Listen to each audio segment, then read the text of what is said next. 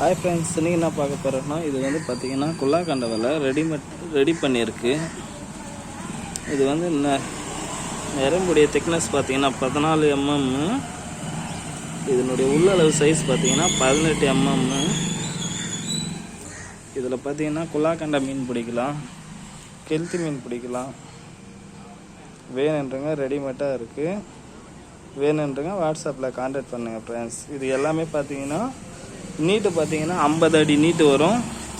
இதனுடைய ப்ரைஸ் பார்த்திங்கனாக்கா 250 ரூபா வரும். இது ஹைட்டு பார்த்திங்கன்னா ஒரு 3 அடி ஹைட்டு வரும்.